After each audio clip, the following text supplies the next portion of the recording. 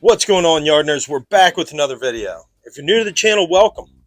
If you've been here before, you know how I love my Greenstalk. You know what I grow in my Greenstalk. But today, I'm going to take a little different take on it. It's 5 problems that I've had with my Greenstalk. So even though the internet makes everything seem like all lollipops and rainbows, we give you the real skinny here on Teats Treats.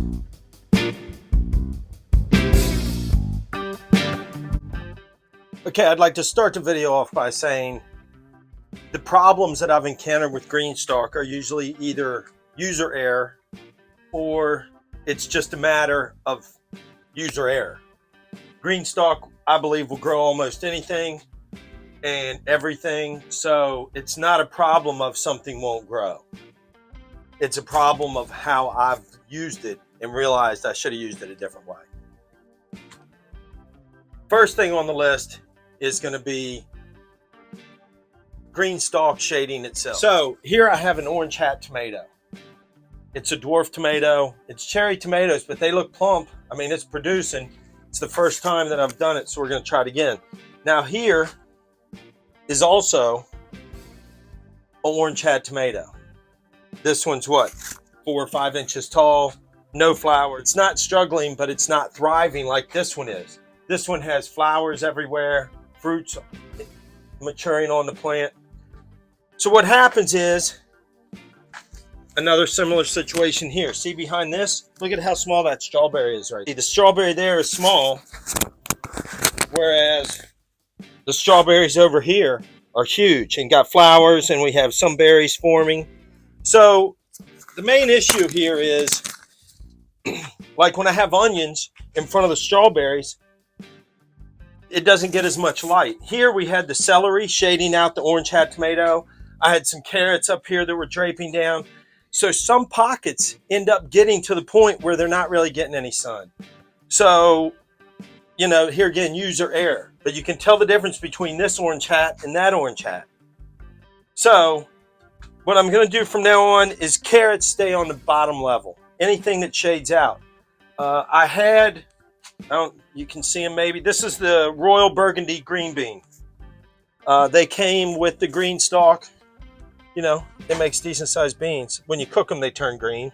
They start off purple. I had the burgundy beans up on the deck, and I had it in like this pocket, and it cascaded down. Everything behind the beans got moldy. Now, I do have a particular climate in San Francisco where it fogs every night. And I mean, it fogs, so everything gets really moist, especially on the deck. But I've decided I don't grow the beans in my Greenstalk anymore. I'm sticking to things that, you know, don't sprawl everywhere. I don't have room to put the supports. I don't want the supports. I can do a 5-gallon bucket and do my beans over there. So my first problem I've had with Greenstalk is other plants shading out pockets, and therefore those shaded pockets don't produce as much. The second problem that I've had with Greenstalk is breakage. Now you can't tell, but I lowered the shelf. There's a shelf here above the door. And the way that I pick my romaine lettuce is we pick it off the bottom, which causes it to kind of grow up like way taller than you'd think. But I mean, we come out and just pick lettuce off for a salad, whatever we want at night. Sometimes I wheel my Greenstalk outside to clean up or to work or to spray off the stalk and try and get rid of some of these bugs. Whenever I wheeled it out, it hit my shelf and broke one of the lettuces. So, you know, like with the beans, I had the beans up on the deck. Especially on the deck, I would move the Greenstalk like a million times a day, depending on where I'm hanging out or working on the deck. And I broke the beans a lot. Here's a haricot vert. This bean used to be like 5 times as big, and it just fell over and broke. So the beans need to not be on the top level. I need to have it down here so I can either tape or put a stake. Here I have a stake now, but I don't think I'll have beans on the top anymore, just like the carrots. I'm not going to do carrots on the top anymore. So my second problem that I've had with Greenstalk is breakage. Sometimes you'll have a really nice plant and it's thriving everywhere, and then you do something and it snaps off. Here again, user error. The next 2 problems I've had are with watering. You could argue that this one is not user error, But I like to take responsibility for myself and my action. So maybe it was on me. I don't know. Number one is, as you know, the gray discs have the little drip holes. If you get dirt in the top and it falls down and plugs those holes, well, now you're not getting any water on that level. So I have one level that just seemed like it wasn't doing anything.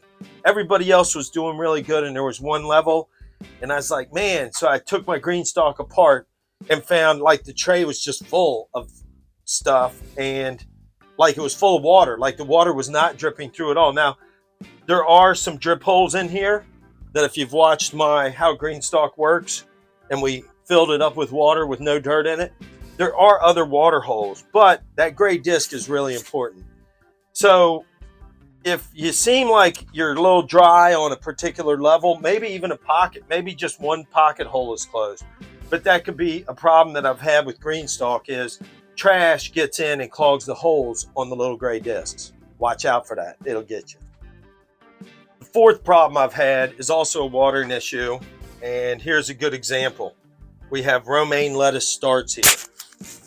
So these are starts. I have a lot of starts back there. Some of those are some of the romaine. So I have I have probably 200 starts right there. I'll either give them away or I put them all over the yard. But when it's this small and the drip holes are back there, and if you, in that video of How Greenstalk Works, I explain it keeps the center core wet. And if a plant wants more water, it grows to the wetness. And if a plant wants less water, it stays out in here. There's no water. Down here, I bet it's bone dry. But if the plant wants more water, it grows in. So when a plant is small, if the roots aren't big enough to get over there to where it's wet, your starts are going to die. Well, your seeds aren't going to come up. So when it's a seed or a seedling, you need to individually water the pocket just long enough until the roots are big enough to get deep into where the moisture of the Greenstalk is. So that one took me a little while, like this, the spinach here. The spinach is growing great, but I have to individually water that pocket. Otherwise, it's not going to get enough water and it's not going to grow. Number 4. The fifth and final problem I'm going to talk about that I've had is pest infestation. I did a video a while back evicting unwanted guests from the Greenstalk, and I had a slug infestation. And I can tell right now, I'm looking at this pepper plant, and I can look at that and see that. I know that something's eating on it, on the bean. You can tell by looking at the leaf when it has like the slug slime. You can tell somebody's been, leaving slug trails all over your plants. So I had problems. I tore down the Greenstalk. Maybe that's on me. I'm going to have to do it again. I can tell now. Usually if I see like a plant has been eaten on, I can look under here, and sometimes they'll be hanging out in the shade. Sometimes they're not. But you can look around and possibly find them, or you have to take it apart. But pest infestation is an issue. And I mean, it sucks, but you got to, I'm going to kind of have to tear it down and look for all the slugs. Now, the entire greenhouse has a slug problem. Problem number 5 is pest infestation. I've only had slugs. I haven't had really much of anything else, but that's something to watch out for and something to be prepared for, is you're going to have to break down the Greenstalk and debugify. Okay, not a lot of action in today's video, but I hope you enjoyed it. If you did, think about giving me a like, maybe a sub if you haven't. If not, hey, it's cool. Just come back and watch another video. I enjoy sharing that with you guys. As always, I appreciate you watching. We'll see you on the next one.